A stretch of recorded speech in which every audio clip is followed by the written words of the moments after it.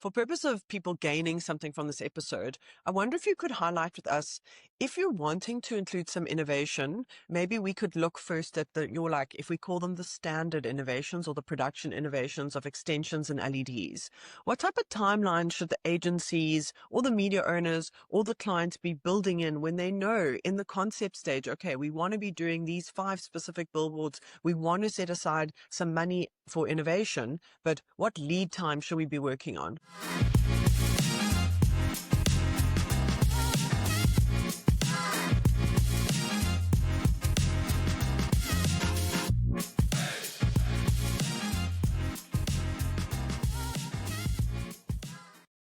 Welcome back to the Beyond the Billboard podcast, the first and only out-of-home media podcast in South Africa.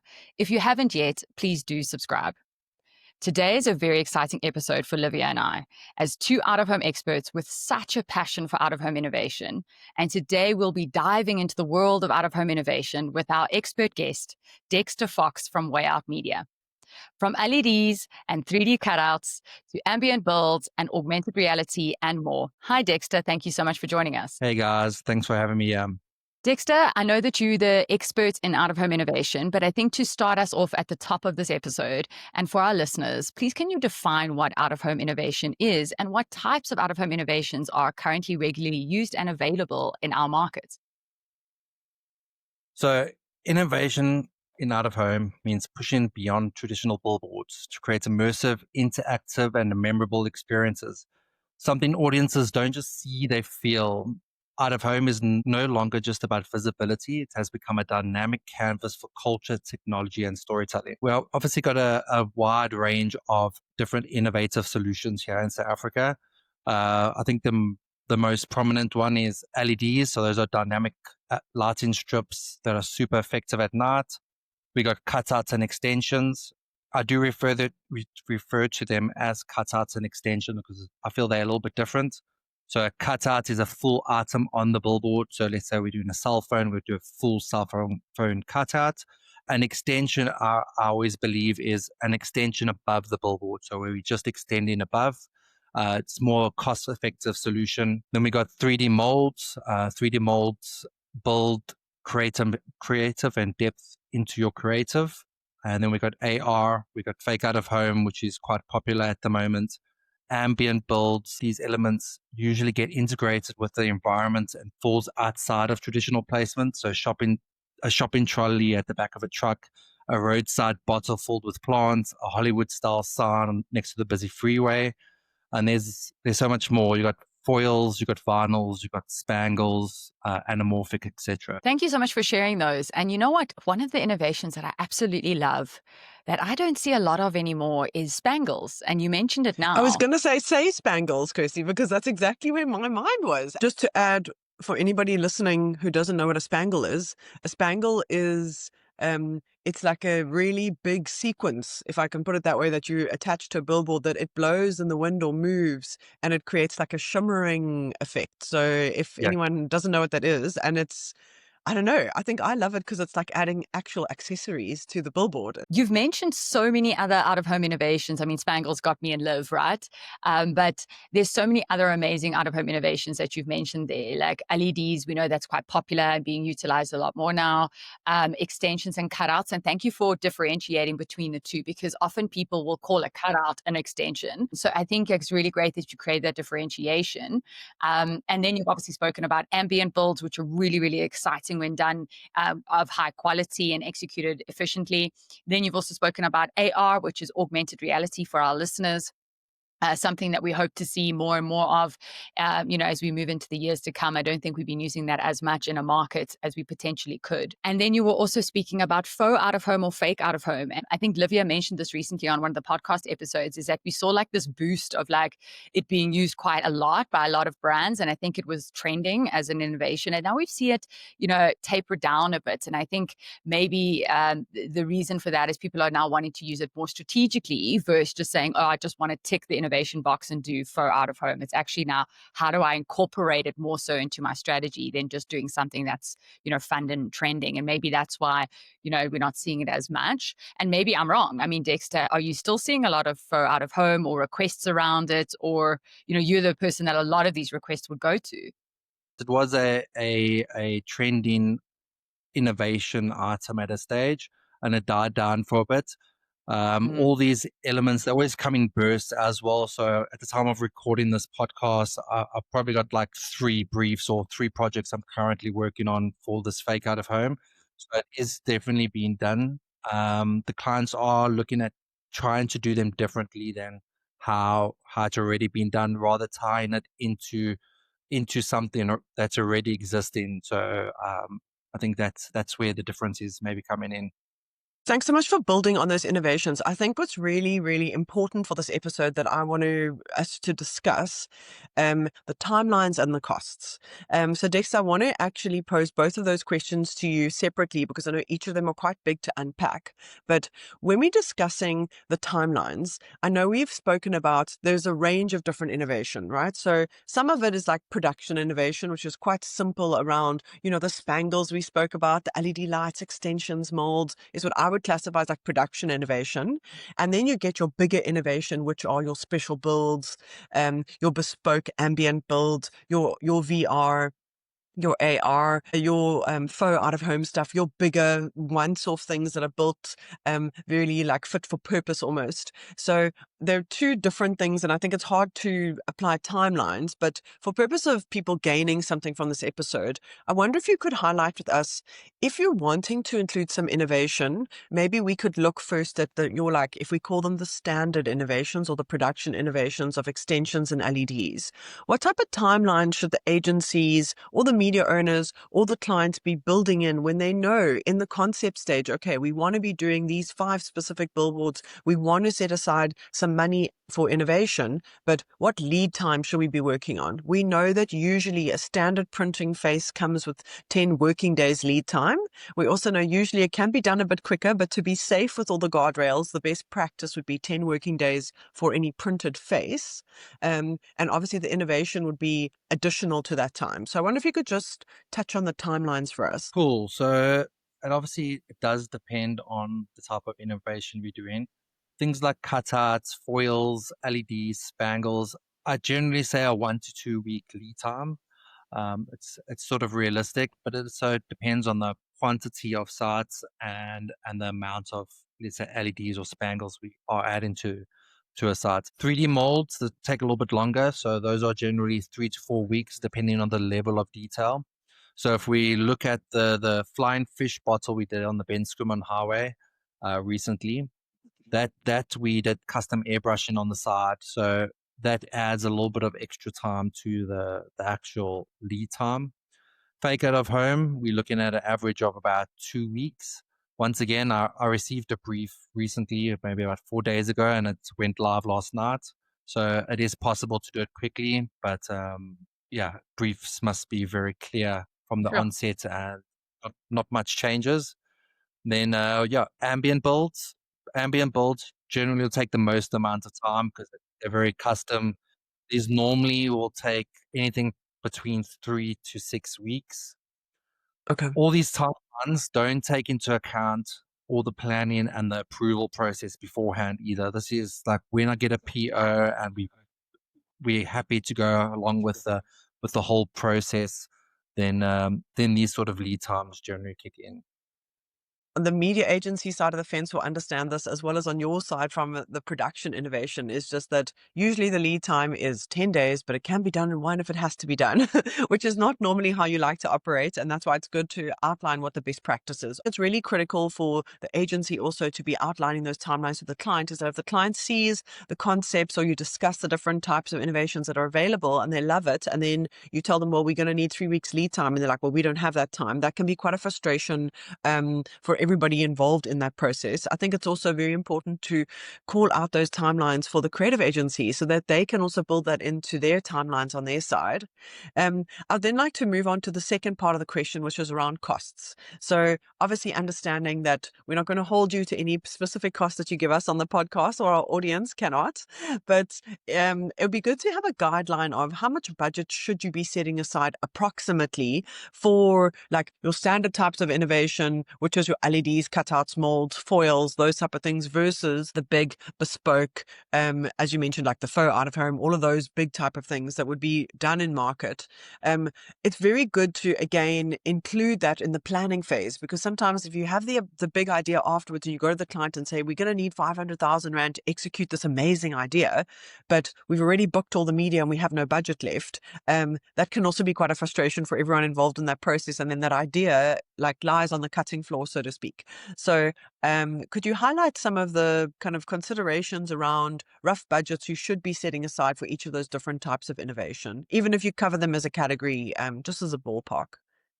No worries. So you're absolutely correct. A lot of agencies want these big and wow add-ons, but there often isn't budget allocated, which is fine. I'm always happy to put things forward. Sometimes it has happened where clients love the idea so much where they will find budget or pull from different categories. LEDs and cutouts, I would always say those starts at about 50K, a good budget to set aside for a smaller type site. These can range from 50K to 400,000, so it can change quite dramatically. But a good 50K is a good starting point. 3D molds, these are super pricey. It's a lot of work, a lot of material. So we generally start at about 120 to 150K, but that excludes all your little extras. So if we look at the flying fish bottle again, we added on a motor to that. That's now motorized, and that's now additional cost. And then there's maintenance for that motor, which is another additional cost. So it can build up quite quickly. Fake out of home, we generally work on between 80 and 120K per video per location, but that can also be tweaked and changed depending on how it's been done. Then now we've got ambient builds. So ambient builds are generally the pricier tickets, So ambient builds, we can start anywhere from about 500,000, so 500,000 to do a nice ambient build. We've done some stuff where it goes up to about 2 million when you take the global package into play with the transport and to several locations. So yeah, I think a good starting point for an ambient build, you can work on about 500,000. Then we obviously got the foils, the spangles, and all that stuff. You could put that into the same categories as the LEDs and the cutouts. Start off about 50,000 and then work your way up. Logistically, there's a whole back end into what goes on to the innovations. Most people drive past a billboard and just enjoy what they're seeing on the site, not realizing the logistics that have gone on. You mentioned, fitting a motor to something to have it rotating, or the mechanic side of things also adds in like a huge aspect, another dimension to the standard billboards. Provantage, digital innovators at scale. With a national network of over 4,000 screens, we reach more than 50 million people on the move in the most high-value environments across South Africa. Flexible, impactful, contextually relevant. Our real-time audience measurement ensures precise targeting and transparent results. As we build a programmatically enabled digital network, we're shaping a more connected future for brands. Provantage, redefining out of home. What I wanted to ask you now, Dexter, is, for our agencies and our clients direct, when they are talking to media owners with regards to like, they've selected the sites, it could be a site on Winnie Mandela or M1 Highway, and they're really happy that that's going to be the site that they want to do the innovation on. What are the questions they need to ask their media owner to make sure that it can handle innovation? Or what guidance would you give them to kind of have that conversation with the media owners while they're doing their site selection, even to make sure that they're selecting a site that has the capabilities? What guidance and advice can you give on that? So we do generally try help with that in most cases. So we try handle that whole process so that we make the process of adding innovation onto different sites or places as smooth as possible for clients, because it's a big headache. Clients often don't want to do it because it is that just a headache. But the general way we like to handle this is I suggest that you send an email out and you say, hey, we would like to do innovation on your site. We are doing LEDs, molds, cutouts, etc. Do you foresee any problems? And then the media owner can just come back and say, yes, it's all good. All of that can be done. Or no, we can't do LEDs because there's no electricity. Or no, it's a glass facade, so no cutouts can be done. So that just gives a good idea of what sites they can choose from then. What is the limitation on the size of extensions on a billboard? Everyone says 10%, but it's not really. You can say 4.5 by 18. 10% would mean 400 millimeters. And we know we can do a little bit bigger than that. I've done cutouts where we've gone double the size of the billboard frame in height, but it requires a lot more extra money. So we'd have to build extra framework behind it. We did something for Netflix, The Witcher, on a 8-meter high site. We then built a 10-meter high cutout above the site. So we had to add scaffolding framework above the site so that we can accommodate that extra at that extra height. But in general, 1 to 2 meters is always a good idea. That is for a 4.5 by 18 to a 5 by 20.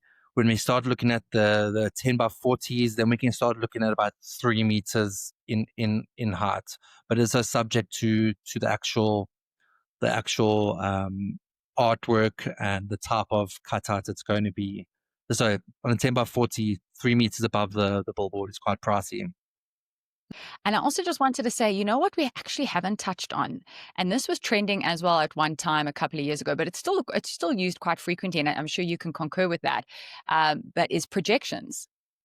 And Yes. What is your timelines around projections, and what is important for the agencies and clients to know when they're considering to do projections? Like, what would you guide them on to say, like locations, pre-approvals, artwork lead times, anything around that?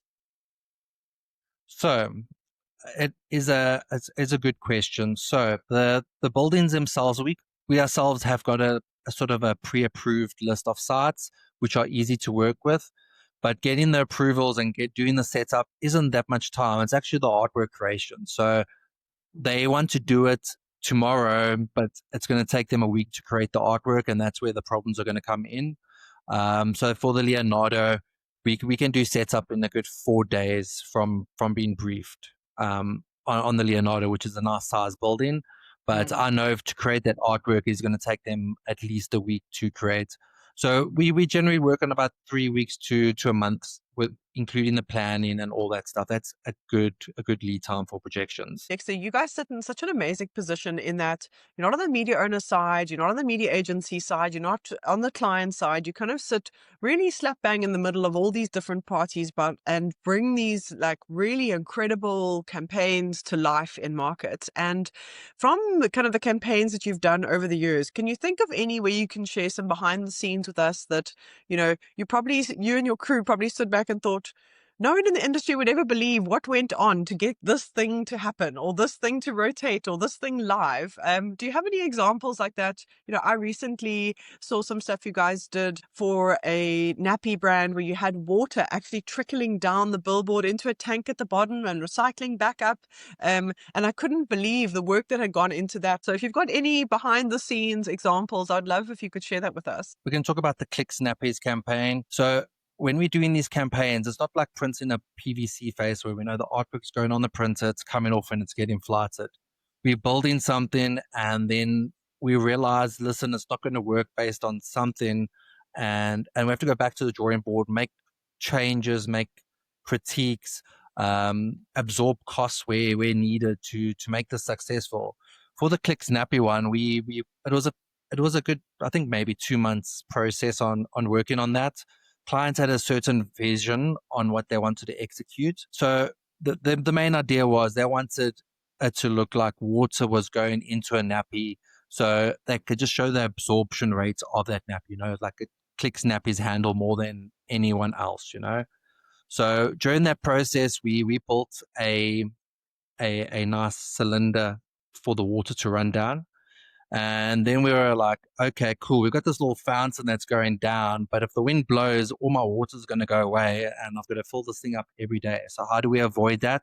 So we then built a little Perspex box and we have to design a custom water tank, which we did. So the water ran in and then we had to figure out a way to suck it back up and then push it down again without losing any water. There's a lot of these innovations that are done that people don't realize how much heavy lifting and work is going on behind the scenes. So thank you for sharing that insight. But as we head to our close, something really important I think I would love to chat about is what innovations, Dex, have you seen, more of? Like, what is the most popular innovations and what are you seeing least of that you feel like more brands should be tapping into? Perhaps that's actually happening at a global level that should be translating here in South Africa, but we haven't seen a lot of that yet. Liv and I always talk about gamification in a lot of our episodes. We always say we want to see brands pushing that forward a lot more, particularly in pedestrian high traffic locations where we can get consumers to engage through mobile or in different ways, whether it's sensor triggered or, there's different ways to engage with a digital screen or a billboard, but definitely to see more gamification. Recently, we've just posted on the Beyond the Billboard LinkedIn page, the Sally's campaign, which was Aussies versus glue, which was Sally showing how strong their glue is and glued a whole lot of like amazing, I want to say like high priced, but not just high priced items to a billboard and say to people if they can pull it off, they can keep it, which I thought was really, really fun. And then you see the video, of people trying to pull off, different items from the board. I think there was a braai or a gas braai or barbecue that people were trying to pull off because they wanted to keep it, but just really showcasing how strong their glue was. And that's really, it's a way of gamifying or, getting your consumers to engage with you. And I think for Liv and I, that's really a space that we believe that there could be more of that. And hopefully we see more of that going into 2026. But you obviously being an innovation expert in out of home, what do you see is like the most popular and what do you feel hasn't been tapped into enough or is very rarely used? One thing I've got to give to South Africa is that we're very resourceful and bold. We obviously do a lot with less. Where we are strong is the ability to blend cultural relevance into our ads. Globally, I see there's a lot more tech integration like drones, holograms, AI. Drones is also something I am pushing to do, but with our laws, it's kind of hard at the moment. We are in constant meetings and discussions with CAA to define the parameters and so we can actually do that. So South Africa could tap into digital storytelling and experiential out of home a little bit more. So I think that's where we could do a little bit more and try to align ourselves with the global reach. So part digital storytelling is when campaign uses physical installations like billboards, pop-ups, and ambient builds, and then have that enhanced by digital elements such as augmented reality, QR codes, sensors, or motion-triggered content. It turns the passive viewers into active participants. So it creates a multi-layered engagement where people can interact physically, but then with it digitally as well. Liv, is there any innovations that you feel we could tap into more as a market, just to bring some inspiration into the listeners before we close? I love the pedestrian level engagement that is possible. We see in other more European and American markets where you might have digital screens on the side of the road. We understand the South African market is not like that at the moment, but there are environments where you can have this pedestrian level engagement when you look at train stations, taxi ranks, airports, malls. And I love that space of it's like a closer engagement where you'd be able to bring a lot more to life than you could from a roadside point of view. Everybody's got a mobile phone on them. How do you bring that piece into it? It loops back to the gamification piece we often speak about. I think there's a big opportunity for brands in that space. I love what Corona did, their Oceans billboard campaign campaign around pollution in the ocean, and they built this beautiful wave, and it was just beautiful to look at, but then also the story behind it had such a big meaning to it. So I really love those pieces. And again, that was done at quite a close pedestrian level that you could engage with it and actually see the intricacies of how was this brought to life. So I really love that one. And I think let's hope to see more and more innovation, special builds, gamification, augmented reality, and all these incredible innovations that we've heard about in today's episode. Let's hope to see even more of these and people pushing those boundaries in 2026 and as we head into this next year ahead. Dexter, I would like to say thank you so much for joining us. It's been a really fantastic episode. It flew by very quickly, but thank you for sharing so much of your knowledge with us and with our listeners. I want to thank you guys for having me here today. I really appreciate you guys, and I know a lot of people look up to you guys. You guys are leaders within the industry. So yeah, it's a big pleasure for me being here with you guys. Thanks for joining us today to go beyond the billboard. Subscribe to our podcast to ensure you don't miss out on our exciting content. Join us again to go beyond the billboard. 1, 2.